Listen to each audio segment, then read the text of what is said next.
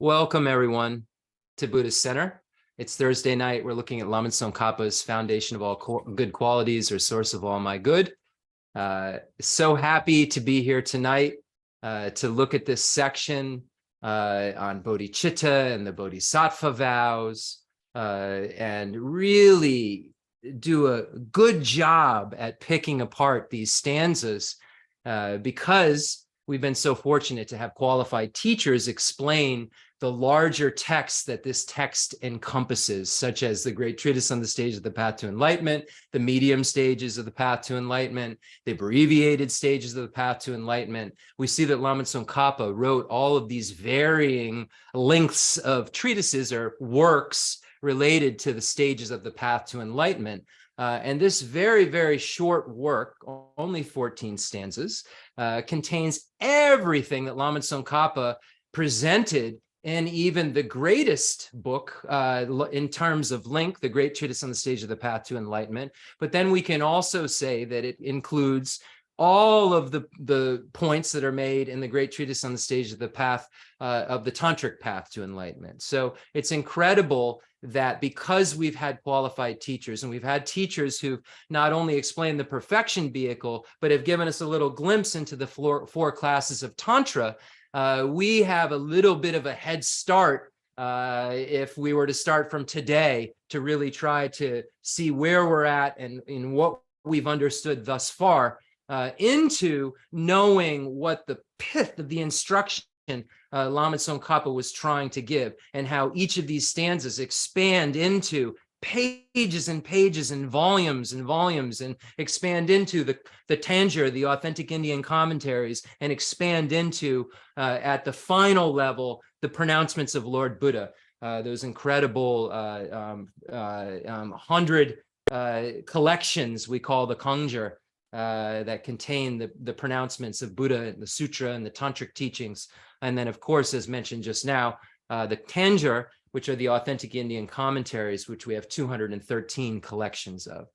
So we see all of the collections of the Buddhist pronouncements, all of the collections of the authentic Indian commentaries somehow have been plucked out and put into 14 stanzas, and were plucked out and put into the abbreviated stages of the path to enlightenment. If we look at the small Lamrim, which is much longer than this text, but when we categorize them, we say the Lamrim Duda and the Lamrim Nyamjor is the small Lamrim, and then the medium Lamrim, that's a few hundred pages, and then the great Lamrim, the great treatise on the stage of the path to enlightenment, which is 700 or 800 pages. So how fortunate are we to be able to look at 14 stanzas and see, thousands of pages contained within it, if we aren't being satisfied with partial instructions.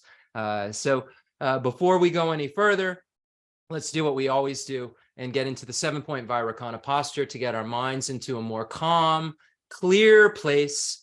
We don't want our minds just kind of dull and calm down. Normally relaxed, calm down is what we're thinking when we say calm your mind. But we're trying to relax and calm down whilst at the same time having a clarity that's as bright as the most clarity we can imagine. So it's a very, very calm place, but it's a very clear place that we're always trying to get to in our meditation. It isn't a place of dullness or an excited place where we really can't get the work done. It's a very realistic, grounded place, calm place, clear place. And when we're in a calm, clear place, then we can really start to move our minds the way that we want to in the most efficient way. So we start with this process to get familiar with exercises that we can do on our own, to be able to calm our minds down and to be able to get them to the point where they can fix on an object and fix on any object that we want them to. And also not only be able to just sit calmly and clearly on an object, but when we tell it to move around, it will do so with such efficiency that our analysis of texts will be so much better because of this calmness and clarity that we've been kind of ripening, that we'll make quick advancements, and material that we would find almost impossible to understand we'll be able to start to grasp and start to breeze through, because we'll have a mind that isn't corrupted with so much kind of scattering and just messiness and dullness that's so foggy sometimes when we look at advanced philosophy.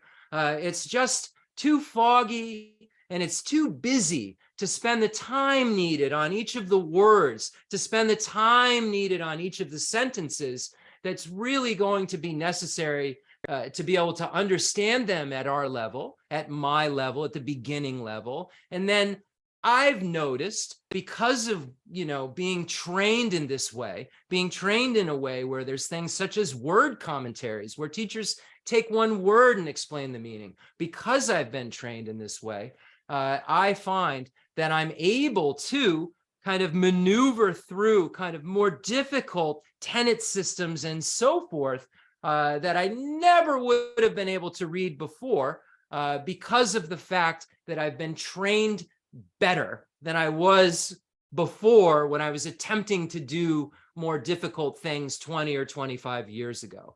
I've been trained better at looking at this information. Yes, I have more of a frame of reference, but just a frame of reference doesn't allow you to just pick up any book on Buddhism and start to try to pull the heart out of whatever is being said there. It really takes this kind of patient practice of calm reading, clear reading, that eventually turns into our ability to speed read with the same kind of precision and meaning that we would if we were saying, "Thus have I heard," as the Heart Sutra and many sutras start. And we think about, what does that mean? Who is hearing this and so forth. And then we eventually get to the point where we can just cruise through this more, things that aren't just telling a story, that are telling a story to us about what's wrong with the way that we perceive everything. And that gets a little trickier than explaining participants and places in a story where a philosophical teaching was given. So the content that we're really trying to understand and really trying to get to the point that we realize is quite complex. And because it combats something that we've been wrong about since beginningless time, it's got to be known to its most finite level, because we've known everything's so wrong at its most gross level to its most finite level. So when we start to apply the antidote to the misperception that we've had since beginningless time, that antidote, because the messed up perception is so subtle, the antidote needs to be extremely subtle. So it isn't just a gross understanding of a syllogism that leads you to believe you understand emptiness. It's a thorough understanding of building up what a selfhood could look like, and then destroying that selfhood related to person and phenomena while still being able to posit existence. And this is something that becomes more and more subtle, because our view that misapprehends everything is so subtle. It's not like we walk around and just say, yeah, I think that inherently exists. It's something that's just pressed into, saturated into our everything. So that saturation is so kind of subtle at a lot of levels when we look at the obstructions to omniscience. That saturation, that level that's so, kind of subtle, that even an 8th, 9th, 10th ground bodhisattva has, we see that our antidote, our understanding of these things can't be coarse. And in order to get them from a coarse level of just info to realization, it's necessary for us to have a calm enough mind and a clear enough mind to get to the subtlety of the object of observation, so that we can see subject and object non-duality eventually directly. And that is another story. 7-point Vairocana posture. We've gotten into it many times. This is allow us to get to a clear, calm place and we're going to focus on the breath to try to dull down our conceptuality, and we're telling our minds what to do, and we're going to try to fix them on an object and then build our motivation and build our kind of wisdom arisen from hearing meditation, hearing analysis and meditation in a way that will actually work. So before we go any further, lai ke dan lu dan no jing ge dru bon da dan mi ke nan dan ro wa gun ji dan nan ji san ba tan che ke du da ji chu ten do. In the language of the gods, nagas and yaksas, in the language of demons and of humans too, and however many kinds of speech there may be, I shall proclaim the Dharma in the language of all. So we get into the 7-point Vairakana posture. We'll focus on the breath, breathing in, breathing out, and counting the breath. And then a front generation form of Buddha Shakyamuni, as we always do, beautiful, radiant, and however you normally would visualize him, or if you normally do visualize other meditational deities when you do single pointed or concentration or fixed meditation, go ahead and do that. So whomever you usually use in your fixed meditation, use that, because we shouldn't change our objects when we do fixed meditation. We should, every time we do fixed meditation, use the same object. So here we're just giving a suggestion of Buddha Shakyamuni, but use whichever object of observation you normally use. If it's Tara, female Buddha, Buddha Shakyamuni, or Manjushri, or Vajrapani, Chenrezi, or any of the other things that you would visualize, use those, whatever suits your mind best and whatever is your familiar object of observation. So breathing in and out, counting your familiar object of observation. Here we're saying Buddha Shakyamuni, because many of you haven't done any meditation before or tried to fix meditation. So fixed meditation is where you're fixing your mind on something and not moving it. And then there's analytical meditation. This is where you analyze topics in a variety of different ways. So you're wanting your mind to move around a subject. Here you're wanting your mind to just fix on some sort of object. So that's what we're going to try to do. So breathing in and out, counting, and then the front generation form of Buddha Shakyamuni. And telling your mind what to do, focusing only on the breathing in and out and counting in Buddha Shakyamuni, getting rid of any kind of excitement or scattering in your mind that's going on, catching it with the spy in your mind of introspection, getting rid of any kind of sleepiness or dullness that arises in your mind, catching it with the spy of introspection. And then if either of those things are going on, have mindfulness bring the object of observation back to the forefront, because you've told your mind what to do. You've said, mindfulness says, don't forget the objects of observation. Don't forget the focal object of breathing in and out and counting in Buddha Shakyamuni. If introspection catches your mind straying from that object, and straying can be in getting sleepy and unclear about it, having it just not be as bright as a light on.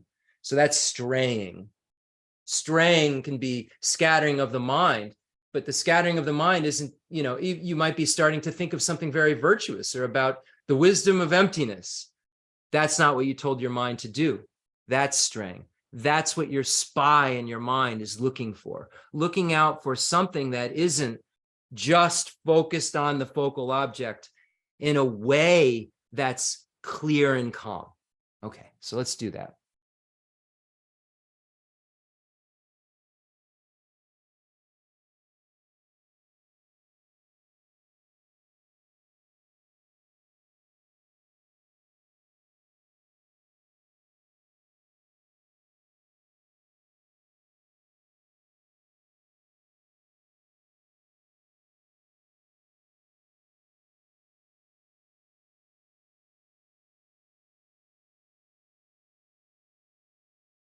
We're so fortunate to be here tonight, to be able to look at Lama Tsongkhapa's text that encompasses all of the stages of the path to Buddhahood.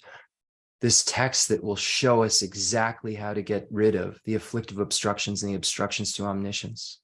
We will become Buddhas in dependence upon these stages of the path. billions of human beings will never hear about these stages, never hear about this ignorance that we so certainly have, never know how to combat this ignorance that gives rise to everything wrong. And we're so blessed because of the kindness of our lamas and the kindness of Buddha Shakyamuni that we have right in front of us the exact stages necessary in that we can engage in, just like Buddha did before he became a Buddha.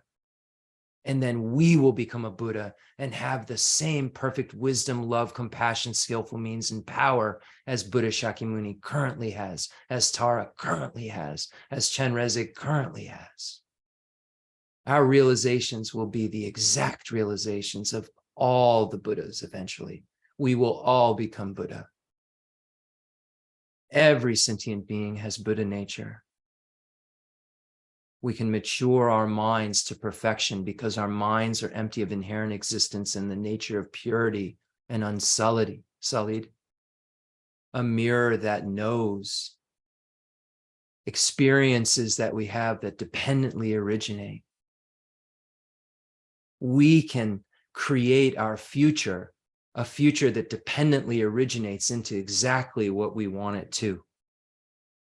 Because from emptiness, everything emerges.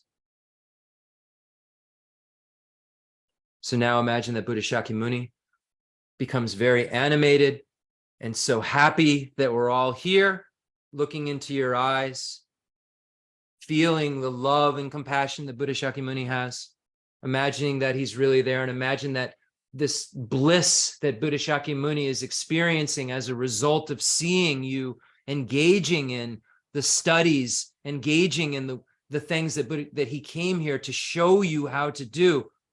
From that bliss that the Buddha is experiencing, and this kind of rejoicing that the Buddha is experiencing, imagine an eruption takes place and that all the Gurus, Buddhas, and Bodhisattvas are now in the space in front of you. Imagine that His Holiness the Dalai Lama, Khenser Geshe Wandak, we remember Khenser Rinpoche and how kind he was, that smile he had when he looked into our eyes. Each and every one of us felt like the most important person on the planet to him. Same with His Holiness the Dalai Lama. We're so fortunate to have been able to connect with beings like this, connect with truly enlightened beings who've come here to show us what we need to do to have the freedom that they have. We're so fortunate.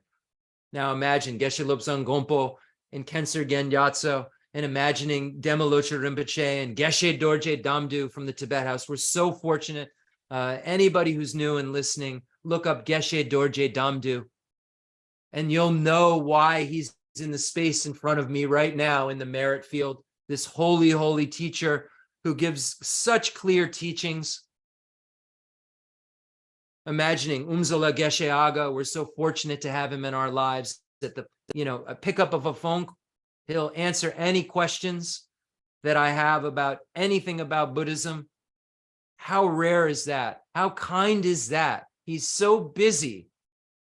He's one of the most busy people in the monastery, and he will pick up a call anytime to talk about basic Buddhism or Madhyamika Prasangika philosophy. Blessed. Geshimala, Tenzin Ladrin La, Lama Zopa Rinpoche, Chado Rinpoche, Jeffrey Hopkins, Lama Allen Wallace, all these kind beings, imagining them in the space in front of you, any being that you consider an enlightened being, see them in the space in front of you. Imagining all the beings of the extensive deeds lineage passed down from Buddha Shakyamuni to Maitreya and Asanga and Vasubandhu and Dharmakirti and Dignaga and Vimuktasena and Haribhadra and Gunaprabha and Shakyaprabha and Lama Salingpa and Atisha, imagining them all there in the space in front of you, the beings of the profound view lineage passed down from Buddha Shakyamuni to Manjushri and Nagarjuna and Buddha Palita and Arya Deva and Chandrakirti and Shanti Deva, Chandrashita, Baba Vega, Kamala Shila, all these holy beings in the space in front of you. We're so connected to these beings. We've received teachings on stages, paths, grounds, and the emptiness of inherent existence of all of them. And if we have and understand them, it's a result of the kindness of all of these beings that I've just mentioned. again, imagining Lama Salingpa and Atisha in both of these lineage, a lineage of blessings, imagining Lord Vajradhar and Saraha and Machipa, and imagining Tilopa and Naropa and Miller and Tilopa and Naropa and Losawa Marpa and Milarepa and Gampopa, all these holy beings. We're leaving these imprints in our minds of their names. Imagining Lord Atisha passing down the Lamrim lineage, all these holy teachings to Dron Tompa and the 3 old Kadampa lineages, the holy beings of the Nyingma Padmasambhava, Sakya Pandina, Satya Kunga Nimpo, and the Kaju lineages, the Karmapas, and the Galupa lineage, Lama Tsongkhapa, Kirtapje, Jelsapje, Penchen Sanandrapa, Jayan Sheba, Basujiji Jetson, Gonju Jimmy Wambo, Janja Ruby Dorje, the 7th Dalai Lama. All these holy beings we're so fortunate to be connected to be able to understand these teachings because of them. Now imagine the beings of the highest Yoga Tantra, Performance Tantra, and Action Tantra, all those holy beings, the beings of the 35 Buddhas in the space in front of you. Imagine the protector deities of the small scope, medium scope, and great scope, imagining Vaishravana and Kalarupa and Mahakala and Palden Lamo, all the Dharmapalas, imagining them all in the space in front of you. We're so connected to them. Now imagine that you bring every single sentient being in the universe here. We know that we want to be free from suffering. We want to be free from the 8, 6, and 3 types of suffering. We've been thoroughly convinced of that by studying the 4 Noble Truths. We've been thoroughly convinced of that by looking at Lama Tsongkhapa's great treatise on the stage of the path to enlightenment, where it unveils all of the problems of cyclic existence. And we've been convinced that we want to definitely emerge from cyclic existence. And we've been convinced that the only way that we can definitely emerge from cyclic existence is to definitely emerge from the kind of most subtle thing that is causing cyclic existence. What is the most subtle origin of cyclic existence? And we find that it is the self-grasping ignorance that gives rise to the inappropriate attention, the root afflictions, contaminated karmas, and then voila, we have suffering of cyclic existence. We know this, and we know that the only way that we can emerge from cyclic existence is to day and night seek transcendent liberation, day and night. Try to see emptiness directly, which is the only liberating path that will allow us to be free from cyclic existence. And in order to see emptiness directly, we have to have so many supporting, ripening paths that kind of act as a wind that will blow us in to our liberation, blow us away from all of these 8, 6, and 3 types of suffering. And we know that we have to get rid of this self-grasping ignorance. And in order to get rid of the self-grasping ignorance, we have to have the wisdom arisen from hearing, analysis, and meditation related to emptiness. And eventually we'll see emptiness over and over and over and over again because of this wisdom, because of what we're learning. And then as a result of that, we will be free. And then we start to think about all sentient beings who want exactly what we want. And we think about the ones that we love, and we would never want them to have even a finger prick. We would never want them to even be yelled at. Yet they're going to have to be born again and again and again into the suffering of cyclic existence, just like us. They will be forced just like us into a set of contaminated aggregates because of contaminated karmas, the afflictions in their seeds that come from the self-grasping ignorance. They will have to experience this again and again and again. And when I meditate on beginningless lives, I see that every single sentient being has taken care of me when I'm vulnerable, has been so kind to me, has had the same kind of level of loving relationship with me that I have with the people in my life that I love right now. So I wouldn't want the people that I love right now to experience any suffering. I've loved everyone in the past just as much as I love the person that I love the most now. So I start to think about how nice it would be if all sentient beings had happiness and the causes of happiness and were free from suffering and the causes of suffering. And may they have happiness and the causes of happiness and be free from suffering and the causes of suffering, and think, I'll take it upon myself, the task of giving them happiness and taking suffering away from them, because I want it so badly. And they've cared for me so much. And I really, when I analyze it, really have this love through the force of this attraction that I've created through having a realistic relationship with all sentient beings. I've merely forgotten the relationships that we've had previously. And therefore, I'm dwelling in this ignorance of bias. But when I start to really analyze that all sentient beings are equally important and everyone has taken care of me in previous lives when I've been vulnerable, I start to see this intense need to bring them to happiness, just like I have an intense need to have happiness. And when that intense need for me to see them to be free from suffering and to have happiness is just as intense as I feel the need for me to have it, I realize that I can't really do anything about their situation because I go back to mine and recognize that I'm in a disaster right now, driven by self-grasping ignorance. So I start to recognize that I must become a Buddha in order to make them happy and free from suffering, and not make them like washing away their negativities or transferring my realizations, teaching them in the same way that I need to be taught what they need to hear in order to be free from their suffering and achieve complete happiness. And that's what the Buddhas do. The Buddhas teach the truth of suchness to sentient beings to allow them to evolve. And unfortunately, at this point, even though I've developed this kind of meditative, kind of extraordinary attitude that says, I want to take on myself this task of freeing everybody, I know I can't, because I'm suffering too, as I just said before. So I say, may I become a Buddha for the sake of all sentient beings. And in order to become a Buddha, we have to engage in activities that are similar to what a Buddha will do, so that our minds become more and more familiar with activities like a bodhisattva, the activities like a Buddha. And what Buddha's activities are, they are spontaneous and work for all sentient beings' needs. And the only thing that a Buddha can really do is teach a sentient being what he or she needs in order to free themselves from suffering, and in order to become a Buddha so that they can then become the most reliable guides in the universe to show others how to free themselves from suffering, and show them how to free themselves from suffering in the most efficient way, because they're Buddhas, they're omniscient, and they aren't going to give them any wrong advice. And I don't mean wrong advice related to the nature of reality, wrong advice for that person's disposition. And it takes an omniscient mind to know exactly what a person needs to hear. I might be telling you something right now that's going to hurt you because I don't have an omniscient mind and I can't tell the difference. I can only do my best to present you with what the Buddha presented in various stages, and hope that those stages somehow allow you to fall into a place where you feel comfortable to be able to move forward, to get out of your cyclic existence, your samsara, your experience of suffering, your experience of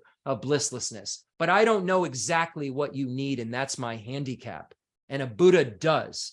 But in order for me to become a Buddha, I have to act as if. So let's imagine now that we could do what a Buddha would do. What would a Buddha do? What would acting as if be like? It would be bringing every single sentient being here to be able to hear the teaching of the truth, be able to hear the truth of suchness, and the Buddha would be able to speak to them in their own individual languages simultaneously to scope.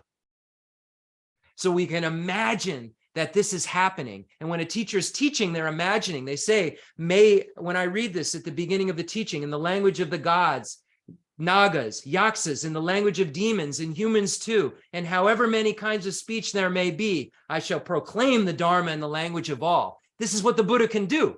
So I'm, as a teacher, trying to say that I'm doing in my mind, imagining that I'm doing what a Buddha can do.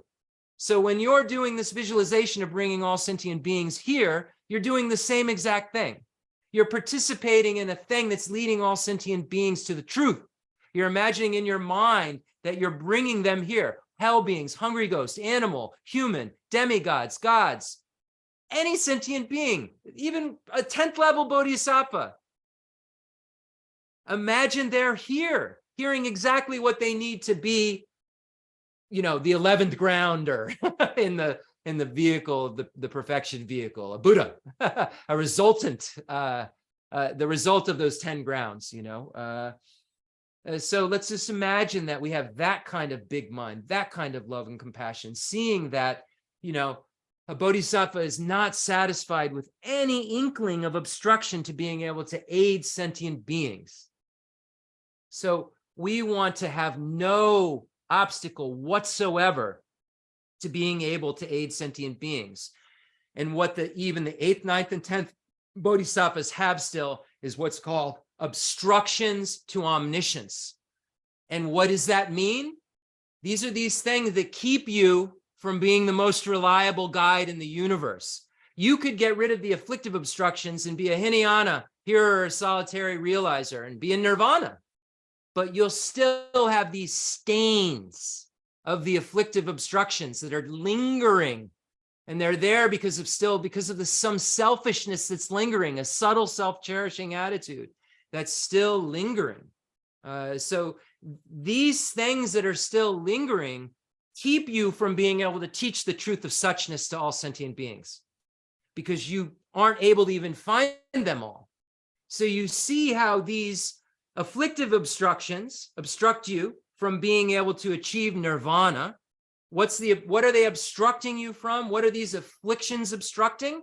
They're obstructing you from achieving a liberation, a freedom, a cessation.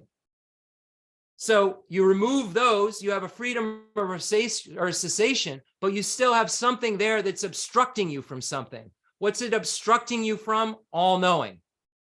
So a Hinayana, here solitary realizer arhat, if they go and start the Mahayana path again, they're totally handicapped still. They're free, they're not in samsara anymore, but they are handicapped. Why? They are obstructed from knowing everything. Omniscience is knowing all. Namchen, all knowing. There's something that isn't allowing them to know all. So there's something that's keeping them from helping everyone. And the only way you can have the most amount of happiness is if you touch every sentient being. Because the Buddha gets more, the Bodhisattva gets more and more bliss as he or she is able to help more and more sentient beings. So the story about someone has a child and they never experience bliss in their life like it. They never experience love like it. This moment of this altruism, whatever it is, whatever you want to call it, this moment where it seems like it's just this pure love that takes place. Sometimes it's it takes place. And it's described as this bliss that only a parent could feel or understand. This looking into the eyes of this child. Now imagine multiplying that times every sentient being that exists and see how the pressure builds of bliss. The Bodhisattva gets one more, and then another being, and then another sentient being. And now the Buddha has perfect bliss because the Buddha has related to and can connect to every being.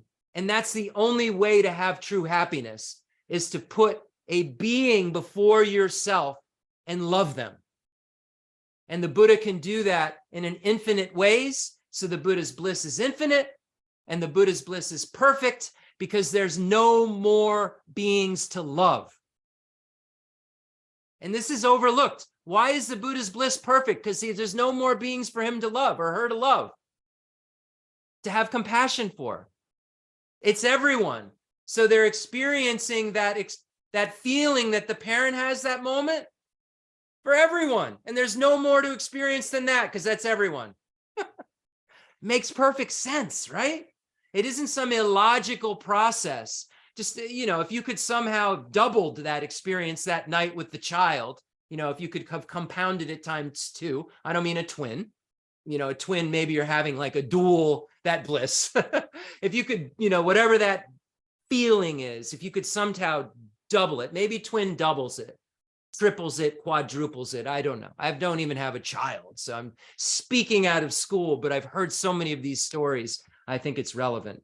So we've got all sentient beings here, all the merit fields here. And now we're going to recite the Heart Sutra. But before we do that, I want to read a little of Meditation on Emptiness. Again, Nenden Jambel Drapa, otherwise known as Jeffrey Hopkins, who wrote this incredible book, one of the greatest works ever written in the English language. And I'm very confident in seeing that. If you want to bring the cover up real quick, Lorinda, maybe you just did and the cover was up and I was looking at something else, but yeah, here's the cover. Meditation on Emptiness. Anyone who's on any of the other, on YouTube watching this, you'll see it.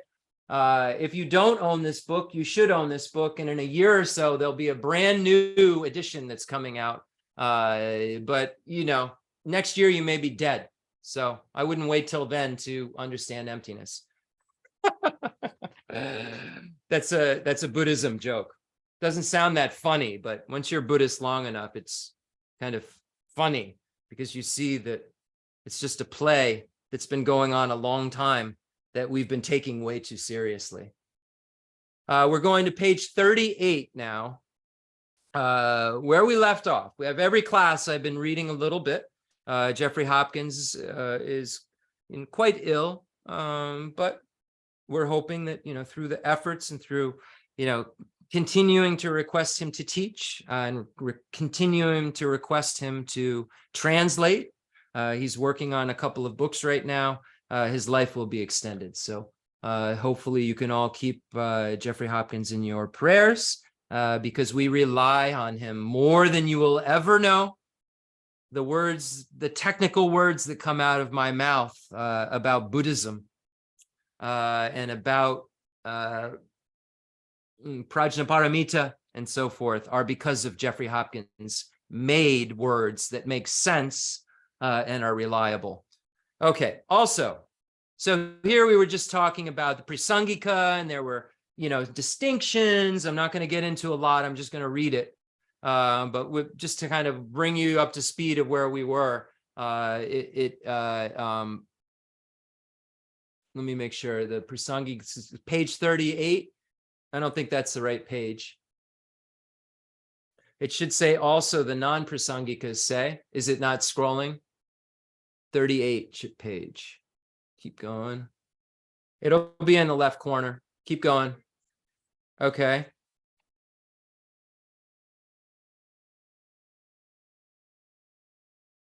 It should say also the non-Prasangikas. Okay, perfect.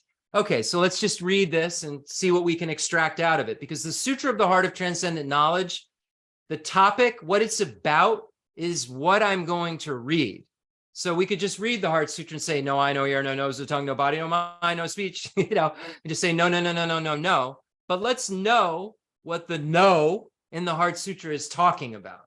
What is being negated in this Heart Sutra? What's the object of negation? It seems like it's negating existence, but the Buddha is not negating existence. The Buddha is not a nihilist. So what is being negated about eye, ear, nose, tongue, body, speech, mind, appearance, sound, etc.? Jeffrey Hopkins is about to tell us exactly what is being negated. The non-Prasangikas say that if phenomena, so here it's going to show what the wrong idea is and why Prasangikas very logically can quickly show how everything below their school is incorrect in some way in terms of ultimate reality. Also, the non-Prasangikas say that if phenomena were only designated in the sense of being unfindable among their bases of designation, they would not exist at all because the unfindable could not possibly be functional. However, the Prasangikas, the other schools, for the Prasangikas, the other schools have missed the meaning of only designated or only imputed. Prasangikas say that although this term means that the object designated is not its basis of designation, it does not imply non-functionality. It is a central but difficult point of the Prasangika Madhyamaka system that what is merely designated can be functional, just as a girl created by a magician can attract an unwitting audience. So an illusion can be created by a magician, where you get scared that someone has just been cut in half, or a beautiful girl is, an illusion is created, they're talking about here, and then suddenly you have desire for something that doesn't exist. So here it's saying that you're reacting to something that doesn't exist the way that you think that it does, and that reaction is causing all of your problems. So it's saying that there's some sort of thing that's like an illusion, not an illusion. The girl's an illusion. Cutting the girl in half is an illusion. So that's fake. That didn't happen. Things exist. This is happening like an illusion because they appear to objectively exist, but they're merely bases of designation, stuff out there that doesn't have ness-ness, that doesn't have chairness, that serves as a basis of designation that I merely impute as chair. But it's my feeling that the thing has some nature from its own side that I then give it qualities of great, bad, and various degrees of those. And that caused me to then become attached and dislike things because I exaggerate this quality that it doesn't possess. So it does. So it's saying that here we're not implying that things don't function or exist. We're implying that they can only function and exist because of emptiness. And this is Nagarjuna's point. It is said that often when a yogi thinks he is progressing in understanding the presentation of emptiness, he loses ground in understanding the presentation of conventional objects. And that often then when he thinks he is progressing in understanding the presentation of conventional objects, he or she loses ground in understanding the presentation of emptiness. It must be borne in mind that for one who has found the prasangika view, this is the highest view of emptiness, progress in the presentation of emptiness aids in the presentation of conventional objects, and progress in the presentation of conventional objects aids in the presentation of emptiness. As Tsongkhapa says, when appearances kind of negate inherent existence or negate existence, but we know inherent existence, appearances as dependent originations kind of negate inherent existence. Hold on, I'm not reading. We know that Tsongkhapa says that when appearances negate existence, inherent existence, and when emptiness kind of shows that things are not non-existent, then you understand the view. So if you're able to see how things function in emptiness and that their functionality proves the emptiness, then you understand the view. So you see that the presentation of conventional objects and progress in the presentation of, progress in the presentation of emptiness aids in the presentation of conventional objects. And because we know that the conventional objects are just concealed, conventional truth is concealed truth, concealing emptiness. So the presentation, it says here, progress in the presentation of emptiness aids in the presentation of conventional objects, and progress in the presentation of conventional objects aids in the presentation of emptiness. Through refuting only inherent existence and not refuting mere existence, the prasangikas avoid the extreme of annihilation or nihilism. Through affirming only nominal existence and not affirming inherent existence, they avoid the extreme of permanence. In other words, they describe precisely how things do and do not exist.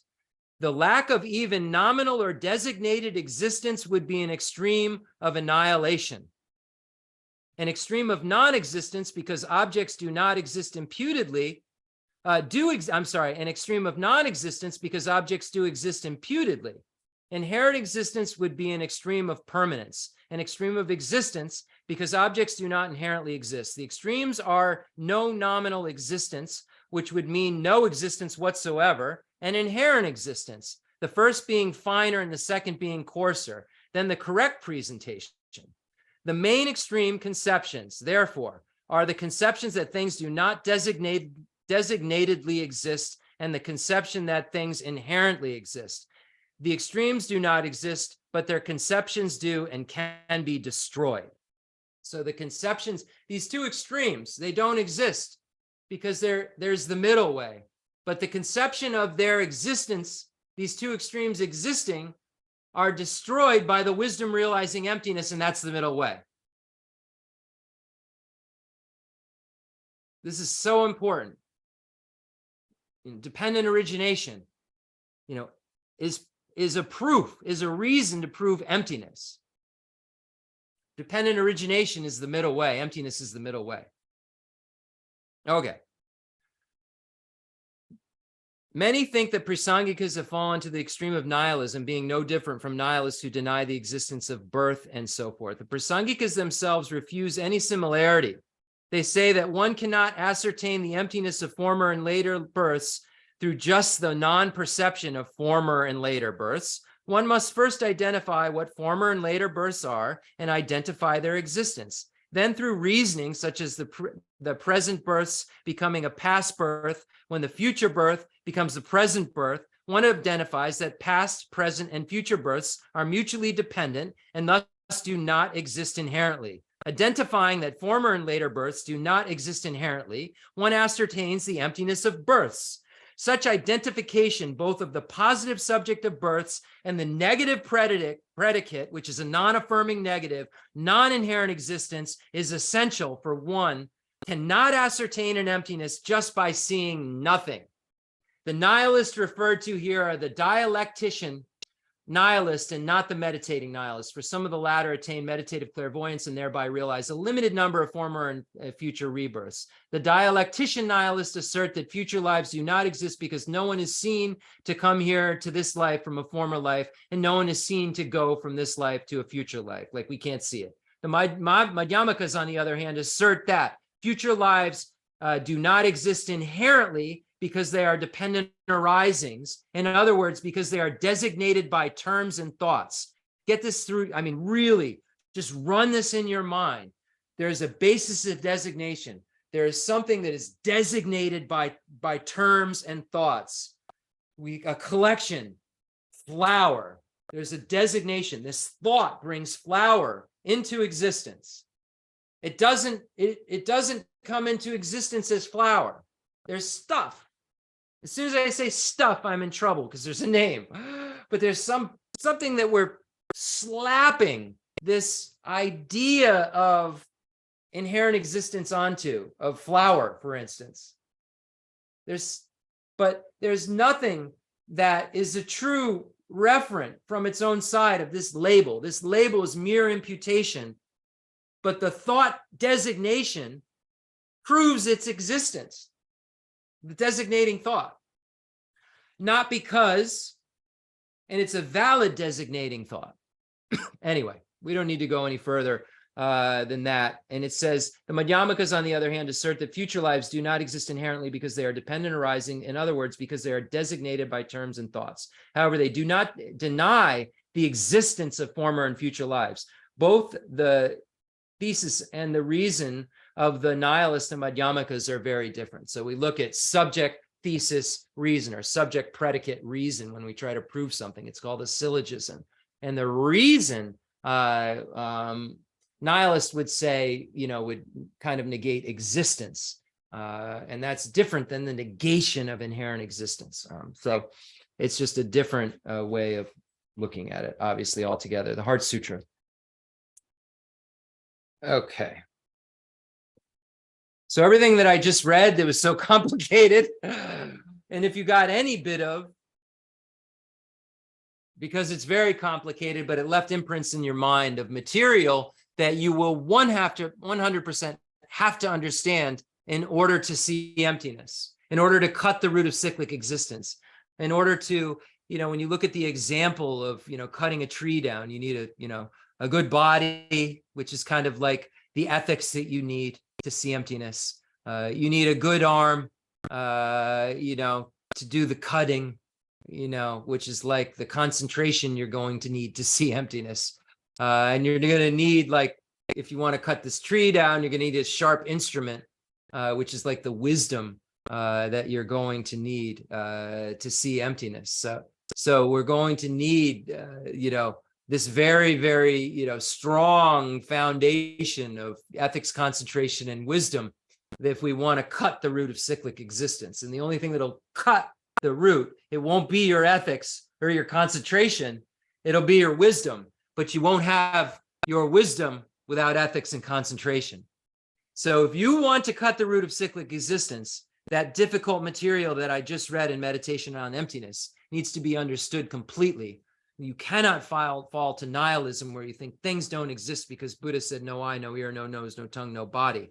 The Buddha was being definitive at an ultimate level. There isn't a body ultimately, but conventionally, subjectively, there is this designated body that exists. And we can't forget this existence. The Sutra of the Heart of Transcendent Knowledge. Thus have I heard once the Blessed One was dwelling in Rajagriha at the Vulture Peak Mountain together with a great gathering of the Sangha monks and a great gathering of the Sangha Bodhisattvas. At that time, the Blessed One entered the samadhi that expresses the Dharma called profound illumination. At the same time, noble Avateshvara, the Bodhisattva Mahasapa, while practicing profound Prajnaparamita, saw in this way, so he saw the five skandhas to be empty of nature. Then through the power of the Buddha, Venerable Shariputra said to noble Avalokiteshvara, the Bodhisattva Mahasapa, how should a son or daughter of noble family train who wishes to practice a profound Prajaparamita? Addressed in this way, noble Avalokiteshvara, the Bodhisattva Mahasapa said to Venerable Shariputra, O Shariputra, son or daughter of noble family who wishes to practice a profound Prajaparamita should see in this way, seeing the five skandhas to be empty of nature. Form is emptiness, emptiness also is form, emptiness is no other than form, form is no other than emptiness. In the same way, feeling, perception, formation, and consciousness are emptiness. Thus, Shariputra, all dharmas are emptiness. There are no characteristics, there is no birth, no cessation, there is no impurity, no purity, there is no decrease, no increase. Therefore, Shariputra, in emptiness, there is no form, no feeling, no perception, no formation, no consciousness. No eye, no ear, no nose, no tongue, no body, no mind, no appearance, no sound, no smell, no taste, no touch, no dharmas, no eye, dhatu, up to no mind, dhatu, no dhatu of dharmas, no mind, conscious, dhatu, no ignorance, no end of ignorance, up to no old age and death, no end of old age and death, no suffering, no origin of suffering, no cessation of suffering, no path, no wisdom, no attainment, and no non-attainment. Therefore, Shariputra, since the bodhisattvas have no attainment, they abide by means of Prajaparamita. Since there is no obscuration of mind, there is no fear. They transcend falsity and attain complete nirvana. All the Buddhas of 3 times by means of Prajaparamita fully awaken to unsurpassable true complete enlightenment. Therefore, the great mantra of Prajaparamita, the mantra of great insight, the unsurpassed mantra, the unequal mantra, the mantra that calms all suffering should be known as truth, since there is no deception. Prajaparamita mantra is said in this way: Teata om gati gati paragati parasangati buddhiso, teata om gati gati paragati parasangati buddhiso, teata om gati gati paragati parasangati buddhiso, teata om gati gati paragati parasangati buddhiso, teata om gati gati paragati parasangati buddhiso. Thus, Shariputra, the Bodhisattva Mahasapa, should train in the profound Prajaparamita. Then the Blessed One arose from that samadhi and praised noble Avalokiteshvara, the Bodhisattva Mahasapa, saying, Good, good, O son of noble family, thus it is, O son of noble family, thus it is. One should practice the profound Prajaparamita just as you have taught, and all the Tathagatas will rejoice. When the Blessed One said this, Venerable Shariputra and noble Avalokiteshvara, the Bodhisattva Mahasapa, that whole assembly in the world with its gods, humans, asuras, and Gandharvas rejoiced and praised the words of the Blessed One.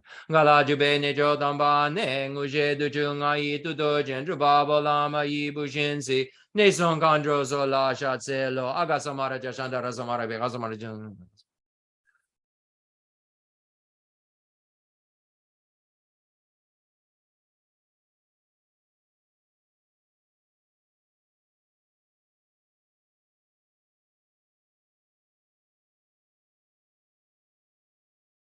Agasamara Jashandara Samara Ambe Deaton Gate Gate Paragate Parasangate Bodhisoha Baba Gojisunji Gaiden Bedoji Lobodoji Mebodoji Shewa Doji Dagibaji Metabishi Tanji Chetingoria Zoha Gerin Donja Shewada Miduni Vejanandrawada Dumbanjo Jin Bonzon Joji Tashi Dejan Dade Lejo. We'll do the mandala offering. Fundamental ground is scented with incense and strewn with flowers, adorned with Mount Meru, the 4 continents, the sun, and the moon. I imagine this is a Buddha land and offer it. May all sentient beings enjoy this pure realm. Holy Lamas, I wrap the sky of your Dharma bodies in massive clouds of knowledge and love, and let them pour upon the earth of your disciples as we are ready, a shower of rain, the teachings deep and wide. I send forth this jeweled mandala to you, precious Guru. I take refuge until I am enlightened in the Buddhas, the Dharma, and the Sangha. Through the merit I create by teaching the Dharma, may I attain Buddhahood for the sake of all sentient beings. I take refuge until I am enlightened in the Buddhas, the Dharma, and the Sangha. Through the merit I create by teaching the Dharma, may I attain Buddhahood for the sake of all sentient beings. I take refuge until I am enlightened in the Buddhas, the Dharma, and the Sangha. Through the merit I create by teaching the Dharma, may I attain Buddhahood for the sake of all sentient beings. Sanje Jadanza Jijanala, Janju Badu Dani Jasuji, Dagi Jinso Jipe Sonanchi, Jola Beji Sanje Drubajo. Sanje Jadanza Jijanala, Janju Badu Dani Jasuji, Dagi Chushe Jipe Sonanchi, Drola Beji Sanje Drubajo. Zanje Chodan Zoji Jonan La Janju Badu Dani Jasuji Dagi Chushe Jipe Sonanji Drola Benchia Sanje Drubar Sho. Enthused from Nagarjuna's Mulya Madhyamika Karika, enthused by great compassion, you taught the immaculate Dharma to dispel all perverted views. To you, the Buddha, Gautama, I pay homage. From Satya Kunganimpo, called Parting from the 4 attachments. If you are attached to this life, you are not a spiritual practitioner. If you are attached to samsara, you have no renunciation. If you are attached to your own self-interest, you have no bodhicitta. If there is grasping, you do not have the view. Okay, so let's get started. Let's read the source of all my good, foundation of all good qualities, and let's jump right to the stanza where we are and see what we can do. I'm not making any promises about finishing the three moralities, but let's see that what we can do. So if we could screen share Lama Tsongkhapa's source, beautiful. And I just want to thank everybody. I see a bunch of people on different applications. I can actually see something tonight. It's not for some reason the way that everything's set up. So I just want to say thank you so much for coming and listening to this. And I feel so blessed to be able to engage in this Dharma generosity. And it's only because you come that I can do this. And it's only because of the kindness of Khyentse Geshe Wandak, His Holiness the Dalai Lama, Geshe Lobsang Gompo, Geshe Dorje Damdu, Umzala Geshe Aga, Geshe Mala Tenzin Ladrin, and many, many other lamas. But really, those teachers right now have had such an profound impact on me, on my mind, and on my ability to present this to you, that I just always want to make sure that their names are fresh in your minds. I know, my teachers are fresh in my mind. I never met them. I know who my teachers are, and they tell stories about them. And I want you to be able to feel close to Khyentse Geshe Wandak and Geshe Lobsang Gompo, who taught me logic and reasoning, and Geshe Dorje Damdu, who's now teaching everything to me and others. Different topic sets. And I just want you to remember Geshe Umzala, Geshe Aga, and their names, because without them, this isn't happening. So this dependent origination is always true. And we see all these things coming together that then collect together, that meet, and then we label them as, we're having a teaching. This is a good teaching. This is a thorough teaching. And we always have to recognize that we're here to become a Buddha for the sake of all sentient beings. But this teaching that is concise and thorough because its roots are concise and thorough. The teachers who taught it to me were concise and thorough. As concise and thorough it is, it's empty of inherent existence. Source of all my good. The source of all my good is my kind Lama, my Lord. Bless me first the seed of taking myself to him in the proper way is the very root of the path. And grant me then to serve and follow him with all my strength and reverence. Bless me first to realize the excellent life of leisure I found just this once, and ever so hard to find and ever so valuable. Grant me then to wish and never stop to wish that I could take its essence night and day. My body and the life in it are fleeting as the bubbles in the sea froth of a wave. Bless me first thus to recall the death that will destroy me soon, and help me find sure knowledge that after I've died, the things I've done, the white or black, and what those deeds will bring to me follow always close behind, as certain as my shadow. And grant me then ever to be careful to stop the slightest wrong of the many wrongs we do, and try to carry out instead each and every good of the many that we may. Bless me to perceive all that's wrong with the seemingly good things of this life. I can never get enough of them. They cannot be trusted. They are the door to every pain I have. Grant me then to strive instead for the happiness of freedom. Grant that these pure thoughts may lead me to be watchful and to recall what I should be doing. Grant me to give the greatest care to make the vows of morality the essence of my practice. They are the root of Buddha's teachings. I have slipped and fallen into the sea of this suffering life. Bless me to see that every living being, everyone my own mother, has fallen into. Grant me then to practice the wish for enlightenment, to take on myself the task of freeing them all. Bless me to see clearly that the wish itself is not enough, for if I'm not well trained in the three moralities, I cannot become a Buddha. Grant me then a fierce resolve to master the Bodhisattva vows. Grant that I may quickly gain the path where quietude and insight join together, one which quiets my mind from being distracted to wrong objects, the other which analyzes the perfect meaning in the correct way. Grant that once I've practiced well the path shared and become a vessel that is worthy, I enter with perfect deeds the way of the diamond, highest of all ways, holiest door to come inside for the fortunate and good. Bless me to know with genuine certainty that when I've entered thus, the cause that gives me both the high attainments is to keep my pledges and my vows most pure. Grant me then to always keep them, even if it costs my life. Bless me next to realize as well as I can the crucial points of both the steps, the essence of the secret ways. Grant me then to practice as the holy ones have spoken, putting all my effort in and never leaving off the practice of the 4 times highest that there is. Bless me, grant me that the spiritual friend who shows me this good road and all my true companions in this quest live long and fruitful lives.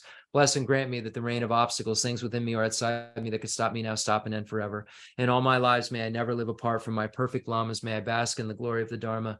May I fulfill perfectly every good quality in every level and every path, and reach then quickly the place where I become myself, the one who holds the diamond. We see how important ethical behavior is, that someone who could practice Tantrayana properly is someone who would keep morality at the cost of their life, not someone loose with morality, as seems to be popular in the West now, this new tantric wave of immorality masked as just crazy wisdom, practice, and I'm here to say that the qualified texts, the Nyingma Kagyu Sakya Galup, qualified texts really show that sort of wild behavior that, of course, we'd be attracted to. We're attached to sex, and we're attached to pleasure. Why wouldn't we be attracted to something that was saying we could do all our spiritual work that way? But when we get really down to it and understand these texts and know the kind of beings that were engaging and could engage in behaviors that we couldn't understand, they were beings who had realizations that were exactly what we just read, that leads up to, once I practice well, the path shared and become a vessel that is worthy. I enter with perfect ease the Vajra vehicle. I become a vessel that's worthy. Doesn't mean I do a 3-month retreat or a 3-year retreat, so then now I can engage in any kind of behavior that I want. It means that I become a vessel that's worthy, that would be able to be willing to keep morality at the cost of my life. That I would keep the individual liberation vows, I would keep the bodhisattva vows, and I would keep those tantric vows that say I have to keep the individual liberation vows and bodhisattva vows at the cost of my life. So I just think it's so important that the Lamrim waves in the West seems to have died down. 20 years ago, it was all Lamrim. You couldn't get away with not talking about the Lamrim, the stages of the path. Now it's Buddhist psychology and Tantra. And okay, if you're pointing at the path that leads up to and the path of that actual vehicle, but if Lama Tsongkhapa doesn't know what you're pointing at, you're not pointing at something that's going to give you liberation, although it may be fun. So, bless me to see clear. So we're on stanza number 1, 2, 3. You don't need to bring it up. 4, 5, 6, 7, 8. It just says, bless me to see clearly that the wish itself is not enough, for if I am not well trained in the 3 moralities, I cannot become a Buddha. Again, I didn't even bring up this stanza we're on. I brought up the tantric context, but look what leads up to it. These 3 moralities. Grant me then a fierce resolve to master the bodhisattva vows. So there's an abbreviation here, the 3 moralities, bodhisattva vows in there. So, now we're in the part, Babunka Rinpoche says the first part is about getting a teacher. It looks, there's 4 categories. First one is getting a teacher. Second category is what you do once you have a teacher. We're in there, what we're doing. We got a teacher, we're learning, and what we're supposed to be doing once we've gotten a teacher, what we're supposed to be practicing. So the 3 moralities, we know the first morality is the ethics of restraint from non-virtue. So here we know that those categories are things like the individual liberation vows, engaging in the abandonment of the 10 non-virtues and so forth, the individual liberation vows, the bodhisattva vows, the tantric vows. So these are the different types of morality that you can keep. Morality, general morality related to everyone. Buddha said everyone should abstain from the 10 non-virtues and engage in the ethics of the 10 non-virtues. But then the Buddha said, if you want to take it up a notch and become more able to work with these teachings, you could take this set of vows and that set of vows. And then we see the individual liberation vows, bodhisattva vows, and the tantric vows. So we went over that a bit. And then we got into the ethics of gathering virtue. And we went over the various topics that are found within that. And there were 8 different categories in terms of the way that we gather virtues. So we talked about just quickly, I'm going to list them really quickly, just so that we have it on tape. And then I'm going to see where we are. So we looked at these 8 moralities, and we saw that they were the 3 highest higher trainings. Was first way you would gather virtue. And we see Manjushri says to Tsongkhapa, when Tsongkhapa can't figure emptiness out at its most subtle level, and Tsongkhapa says, okay, what do? I thought I understood emptiness completely. He meets with Manjushri, checks his view out. Manjushri says, you don't have it. And he says, what do I need to do then, Manjushri? And Manjushri says, make supplications to the Lama, seeing him as inseparable, her as inseparable from the Yidam. Accumulate and purify, accumulate virtue and purify. So we're talking about accumulating virtue here, and gain more wisdom arisen from hearing, contemplation, and meditation. So we see right in here this accumulation where it says the 3 highest higher trainings and accumulation of these wisdoms. This is just what Manjushri told Tsongkhapa.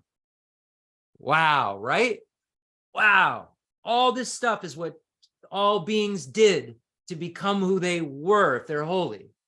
So all we do is we just start acting like them, and then we eventually become them. Not them, but like them, exactly, in terms of our realization. So then you have this, you do these three things and 3 things. And then the second way is to relate to special fields of merit, people who you're connected to, your relatives, your loved ones, your mother, your father, and then holy beings, making offerings and so forth, sitting, making sure they're comfortable, making sure that, when they get up, you get up and so forth. Just behavior that you would do around people that you respect.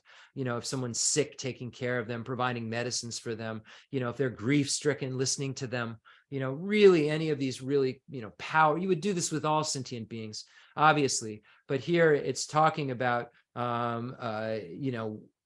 how you turn it into actual bodhisattva's creation of virtue, because it isn't yet until you're a bodhisattva, but it gets turned into it by practicing it. And then the third way you create virtue is by actually liking the good qualities that people have, and saying, hey, you really, really have these good qualities. You did a great thing. You praise people. People who are worthy of praise, you give it to them. You tell them you appreciate them. You tell them you appreciate that you have these good qualities. And this tells your mind that you want them. And eventually you are acting as a bodhisattva to help mature them and reinforce them and say, you're doing good. Keep up the good work, because you're trying to get them to meditate. See, you're as a bodhisattva trying to rig the game. You're praising them normally, or as a Buddha say. So normally rejoicing. You rejoice in others' good, okay? So you accumulate virtue. So when a Buddha says to someone, wow, it's great that you were generous, it triggers the mind, because of being praised, to feel good about being generous. So the Buddhas are so skillfully always at work. So this is how we kind of think about starting to praise people for doing good things, because we're reinforcing in others doing virtue, because that's the only way they can be happy. And then by doing so, we're reinforcing our own mind with the fact that we praise those who do good things. And that's a being who's worthy of praise. I want to be a being who's worthy of praise. I want to act in those ways that I see as worthy of praise. So seeing it as worthy of praise is like a rejoicing that converts your mind into being worthy of praise. So anyway, I think it's important that we work with these 8 to understand how we apply them to our lives, and why a bodhisattva does it. Why would a Buddha do it? Why is a Buddha? Is there Buddha's just trying to make everybody have a big ego? Buddha's just trying to pump everybody up and say, you're so good.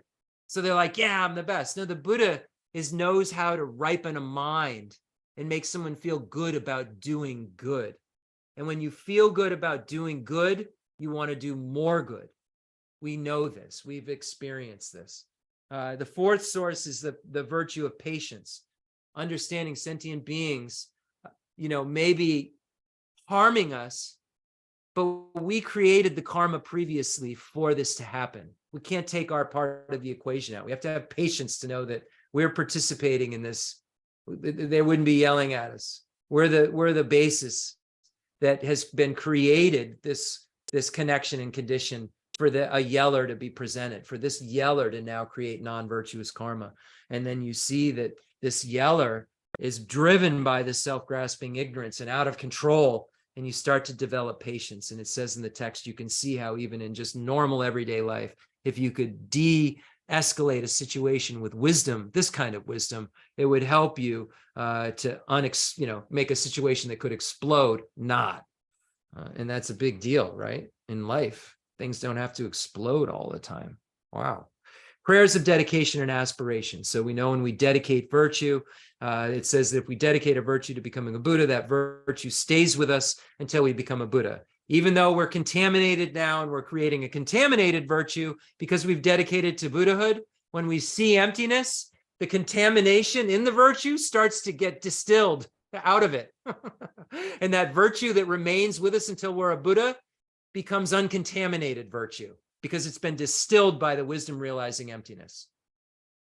Wow. The sixth way to create merit is by making material offerings, offering our practice, offering things imagined and so forth. And the seventh way we went over is to be conscientious about the way we're directing our physical, verbal, and mental activities, directing away from non-virtue, moving them towards virtue, moving them towards the six perfections. And one point I'd like to make tonight, because Geshe Dorje Damdu made it, and I think it's right here. We're directing our physical, verbal, and mental activities conscientiously. Well, obviously, this is Bodhisattva's activities. So we're being conscientious with our body, speech, and mind about other beings. So Geshe Dorje Damdu gave a beautiful example, which never came to my mind before. Down our sink drains, there are billions of living beings down the sink drain, living in these various places. When we think about them, we start to say, should we pour our boiling pasta water directly down the drain? Or should we have a second pot that we can pour our boiling pasta water into, strain our pasta, following me? So now we have a second pot. That pot cools down to room temperature, and now you pour it down the drain. And now you haven't burned millions of beings alive. This is being mindful of our body, speech, and mind. It's not mindfulness is, oh, I'm mindful that I'm angry. I'm mindful that I'm a jerk. Don't react. Just stay there. Just stay there. Watch it. Watch this shitty mind do its thing. No. It's being mindful when the shittiness is there and applying an antidote. Whenever a disturbing emotion arises, harming myself and others, may I firmly face and avert it, as it says in the 8 verses for training the mind by Geshe Langri Tamba, a great bodhisattva. Really, this is what mindfulness is in this tradition.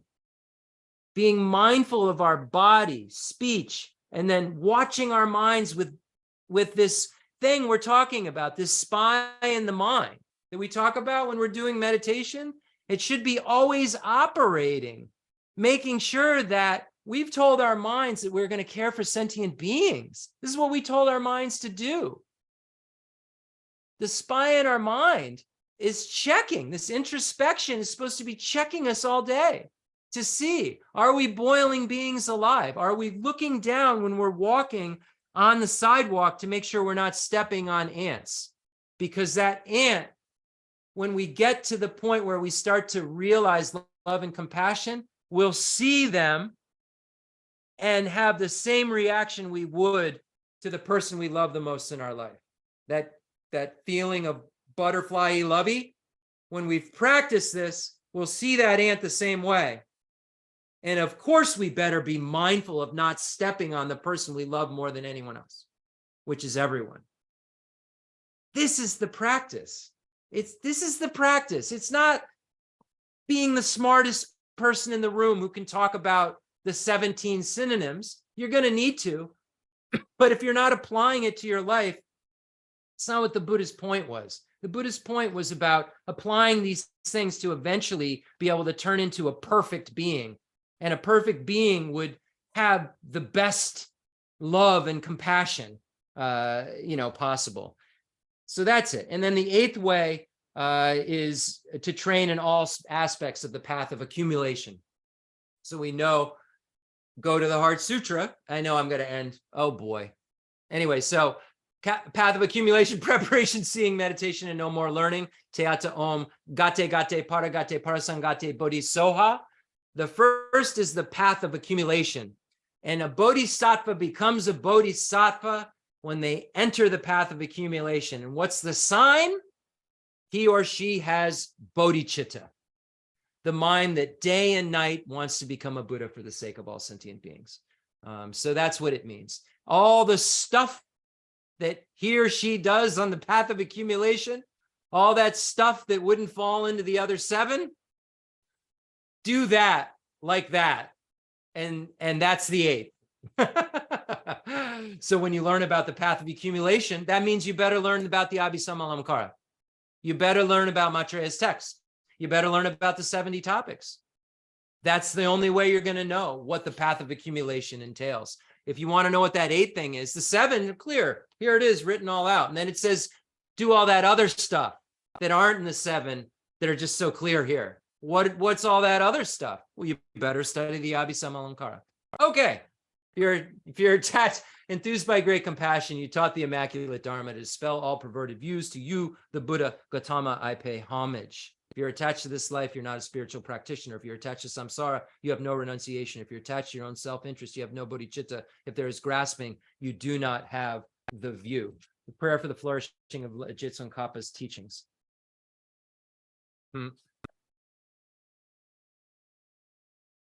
Though he's the father, producer of all conquerors, as a conqueror's son, he produced the thought of upholding the conqueror's Dharma in infinite worlds. Through this truth, may the conqueror Losang's teachings flourish. When in the presence of Buddha Intriketa, he made his vow to conquer, and his offspring praised his powerful courage. Through this truth, may the conqueror Losang's teachings flourish, that the lineage of pure view and conduct might spread. He offered a white crystal rosary, to the sage who gave him a conch and prophesied, though through this truth, may the conqueror Losang's teachings flourish. His pure view, free of eternity or destruction, his pure meditation, cleansed of dark fading and fog, his pure conduct, practiced according to the conqueror's orders, may the conqueror Losang's teachings flourish. Learned, since he extensively sought out learning. Reverent, rightly applying it to himself.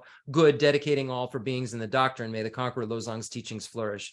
Through being sure that all scriptures, definitive and interpretive, were without contradiction, advice for one person's practice, he stopped all misconduct. May the conqueror Losang's teachings flourish. Listening to explanations of the three Pitakas, realized teachings, practice of the three highest higher trainings, his skilled and accomplished life story is amazing. May the conqueror Losang's teachings flourish. Outwardly calm and subdued by the hearer's conduct, inwardly trusting in the two stages practice, he allied without clash the paths of sutra and tantra. May the conqueror Losang's teachings flourish.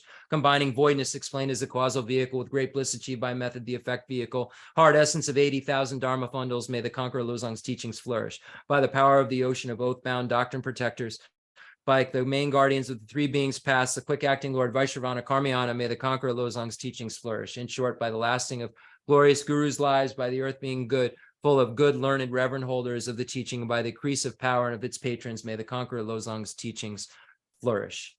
Okay, and we'll do the concluding mandala offering. So we do the best that we can, right? We obviously are not going to perfectly be able to, not harm a sentient being. But if we are mindful, we can do the best that we can. And I actually saw the instructions come to life in my world today when I turned the faucet on and I said, well, what about the hot channel? Is that too hot? And it just meant it just meant that the teachings are working. So this is the kind of thing this is the sign that the teachings are working. So I just wanted to share that with you. And this is as realization as I get around these parts where I go, oh yeah, I wonder if this is too hot for the beings in my, pipes. I haven't seen emptiness, but that is a realization. That's a change. That's a shift. That's a shift towards Buddha. That. Okay. Fundamental ground is scented with incense and strewn with flowers, adorned with Mount Meru, the four continents, the sun and the moon. I imagine this is a Buddha land and offer it. May all sentient beings enjoy this pure realm. I dedicate whatever virtues I have collected for the benefit of the teachings and of all sentient beings, and in particular for the essential teachings of Venerable Losang Drapa to shine forever. I send forth this jeweled mandala to you, precious Guru. So we'll go over that last morality of working for the sake of sentient beings next week. And we'll see where we go, what we're going to do from there. Because I see there's interest in continuing on Thursday nights. So we'll see. Dedicate all this virtue. Any mistakes that I've made, may they be purified by the mantra of Vajrasattva, imagining white, red, and blue light rays and nectar showering down on us from Vajrasattva, who's inseparable from our root deity. And these white, red, and blue light rays and nectars are turning into white, red, and blue homes and purifying our body, speech, and mind, respectively. Om benza sato samaya manipalaya, benza sato sino pachisatita me baba, sutokaya me va, subokaya me va, anurag me va, savasiti me bracha, savakama suchi me kitam chuyan kuruhum, ha ha ha ho, bhagavan, savatatakata, benza me moka, benza bava, maha, samaya, sapa, ah, home, fate. Why we always be protected by Palden Lama, Jo Rama, Jo Rama, Jo Rama, Jijikalarachimo, Rama Chidacha Tunjo, Rilla Hong Jo, Jo Rama, Jo Rama, Jo Rama, Jijikalarachimo, Rama Chidacha Tunjo, Rilla Hong Jo, Jo Rama, Jo Rama, Jo Rama, Tunjo, Kalarachimo, Rama Chidacha Tunjo, Rilla Hong Jo, Jo Rama, Jo Rama, Jo Rama, Jijikalarachimo, Rama Chidacha Tunjo, Rilla Hong Jo, Jo Rama, Jo Rama, Jo Rama, Jijikalarachimo, Rama Chidacha Tunjo, Rilla Hong Jo, Jo Rama, Jo Rama, Junjo Kalarajamo Rama Jadaja Junjo Ridang Jo Rama Jo Rama Jo Rama Dunjo Kalarajamo Rama Ajadaja Dunjo Rulu Honjo. May anyone who has obstacles to being able to see the Dharma be free from those obstacles. Om Vachabani Hari Griva Garuda Om Ve. I dedicate all this virtue to emulate the knowledge of the Hero Manjushri, and likewise Samanta Bhadra as well. With whatever dedication is praised is supreme by all the conquerors who traverse the three times, I also dedicate all my roots of virtue for the sake of auspicious deeds. Long life prayer for His Holiness, the Dalai Lama, Chen Rezig, who's in our world right now. We're so blessed to have a holy being walking among us, breathing the same air that we breathe. Rejoice in that fact, and may we not be separated from His Holiness. In that pure land surrounded by snowy mountains, you are the source of all benefit and happiness. All-powerful Avalokiteshvara Tenzin Yatso, may you stay until samsara's end. And a prayer of supplication to Kensur Geshe Wandak, Namgyel Kensur Geshe Wandak, who passed away on March 6, 2022, a very, very awful day of my life where physical presence of my root Lama, our root Lama, left this world. But I feel so connected to him every single day because of the teachings that he gave, and because of this Lamrim Chemo discussion we can have because of his kindness. And you all know what I mean. A complex yogi poses as a simple monk. This was written on March 6, 2023, on the year anniversary of Rinpoche's passing by me, Jeff Allen. Homage to Kensur Geshe Wandak Rinpoche, our precious spiritual friend who is inseparable from Aryatara. I fully prostrate, covering as many atoms of the earth as possible to your pure body, speech, mind, and enlightened activities. I offer to you drinking water, bathing water, flowers, incense, candles, scented water, food, and music, purified by Om Ahom. The rarity of having 1 million wish-fulfilling gems is a common occurrence compared to meeting with a holy teacher like you who place the complete path to Buddhahood in our childlike hands. Just like Atisha, who came to Tibet with a lamp to dispel the darkness of ignorance, you, kind abbot, arrived in the West with a lineage purer than a diamond and begged us never to be satisfied with partial instructions. Teachings of the extensive deeds and profound view lineage flowed from your lips like nectar for our ears and elucidated the teachings for beings of three capacities. Now that sound has stopped. All composite things are impermanent. You told us that all of your teachers passed away and understood this sadness, entreating us to continue our studies. The Buddha does not wash away the negativities of beings, nor does he remove their miseries with his hands. His spiritual realizations are not transferred to them. It is by teaching the truth of suchness that beings are liberated. We are not prepared to take this difficult journey to the highest goodness of perfect Buddhahood. Without your continued guidance, the sadness in our hearts would be too overwhelming. May you swiftly return to this world and take care of us in all of our lives, wherever we may be, never leaving our hearts and crowns. May all sentient beings perfectly realize renunciation, bodhicitta, and the correct view of emptiness, so they know who you really are. And I really encourage anyone who, experiences sadness, the loss of a Lama. Recently, many of you lost Lama Zopa Rinpoche. I felt such a great sense of loss, even though I didn't receive too many teachings from him, but just the loss of that great being from this world. I felt this great sense of loss. But we know that Kirtupje really never felt like unsad. Lama Tsongkhapa's, because when Lama Tsongkhapa passed, Kirtupje was one of Lama Tsongkhapa's root disciples, and he never really got over the sadness of his Lama passing. But what he learned to do was take that sadness and transform the power of it. And this is kind of what you do in the Vajrayana. You transform the power of something and turn it into something else. So this sadness, which is something that isn't helping you, you turn the power of it, because it's strong when you're sad. I'm talking about this because I had it today, and I did this and it works. And I turned this empty, just guttural sadness that I had, water-filled eyes sadness, into practice the way that I practice. It's my personal thing. I turned it into a practice somehow. And I never felt closer to Rinpoche ever. And he has been not physically in this world for a year and a half. And I was with him physically for 25 years. And I didn't see Rinpoche. I'm not saying that. But I felt just everything that he taught me welling in me and boiling in me in such a way that it was just like he was in my ear, but all at once with everything. And thank you, Rinpoche. See you all. That's as deep as we're getting. Thank you. See you on Sunday morning, 10:30 a.m. Lam Rim Chemo.